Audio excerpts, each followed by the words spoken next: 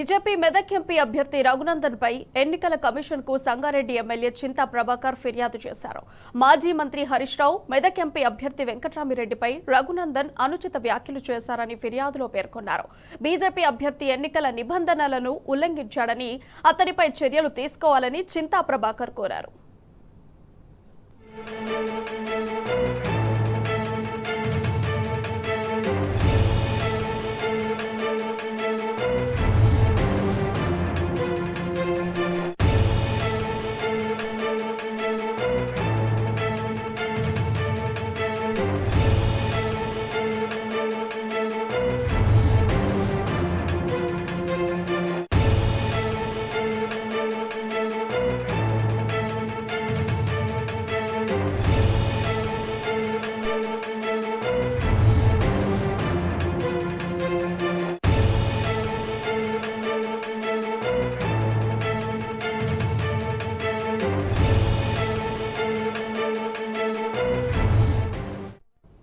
BJP Medak MP అభ్యర్థి రఘునందన్ పై ఎన్నికల commission కు సంగారెడ్డి ఎమ్మెల్యే చింతా ప్రభాకర్ ఫిర్యాదు చేశారు.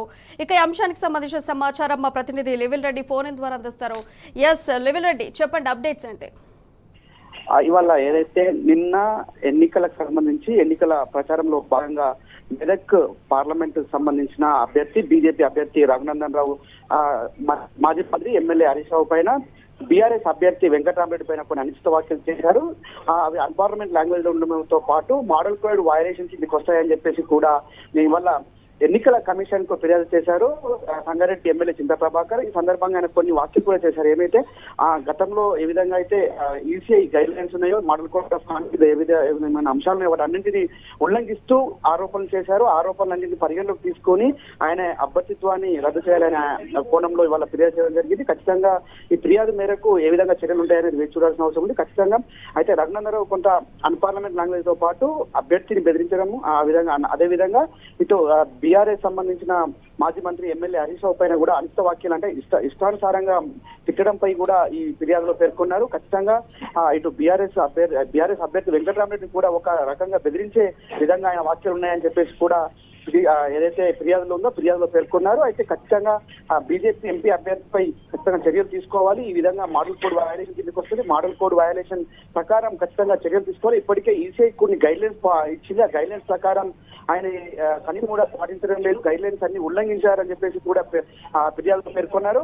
ఈ ఫిర్యాదులో ఖచ్చితంగా ఏ విధంగా న్యాయం చేస్తుందని మాత్రం వేచి చూడాల్సిన అవసరం. ఎందుకంటే గతంలో కూడా రఘునందన్ రావు ఇష్టమొచ్చినట్టు మాట్లాడారు. బీజేపీకి అనుగుణంగా ఈసీఐ పనిచేస్తానని కూడా ఒక నానుడి ఉంది.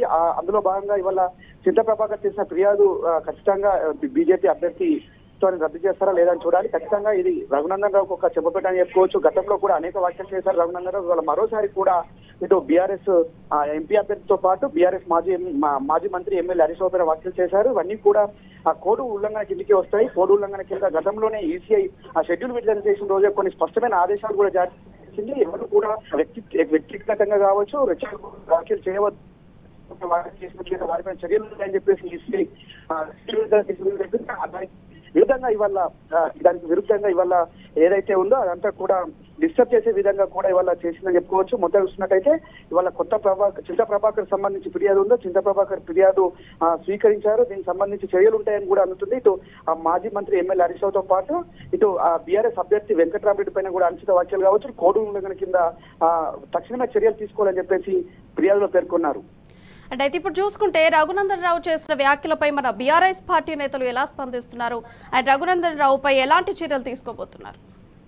ఇప్పటికే ఆయన ఏదైతే మాట్లాడో దానికి కౌంటర్ గా నిన్న ఎమ్మెల్యే కొత్త ప్రభాకర్ రెడ్డితో పాటు మాజీ మంత్రి హరీష్ కూడా మాట్లాడదు కాకుండా చాలా మంది కార్యకర్తలు కూడా ఈ రఘునందన్ రావు తీర్పు నిరసనగా కొన్ని వ్యాఖ్యలు కూడా చేశారు. ఆయనకు ఆ వ్యాఖ్యలన్నింటినీ కూడా ఖచ్చితంగా గతంలో కూడా రెచ్చగొట్టే విధంగా మాట్లాడారు. రెచ్చగొట్టే విధంగా రఘునందన్ రావుకు కొత్తేమి కాదు, రెచ్చగొట్టి కార్యకర్తలు రెచ్చగొట్టి విధ్వంసాలు సృష్టించే వ్యక్తి రఘునందన్ రావు కాబట్టి విధ్వంసాలు సృష్టిస్తాడు. ఆయనను ఈ ఎన్నికల్లో మనం ఖచ్చితంగా ఓటు ద్వారానే ఆయనకు మనం గుణపాఠాలని చెప్పేసి కూడా బీఆర్ఎస్ కార్యకర్తలు కావచ్చు, బీఆర్ఎస్ క్యాడర్ లీడర్ అంతా కూడా భావిస్తున్నారు. ఓటు ద్వారా తగిన బుద్ధి చెప్తామని చెప్తున్నారు. ఖచ్చితంగా మొన్న దుబ్బాకలో ఓడిపోయిండు. అదేవిధంగా ఇవాళ మెదక్ లో లోక్సభ ఎంపీ అభ్యర్థిగా ఉన్నారు బీజేపీ తరఫున ఖచ్చితంగా ఓడిస్తామని చెప్పేసి కూడా ప్రజలంతా చెప్తున్న పరిస్థితి కనిపిస్తుంది.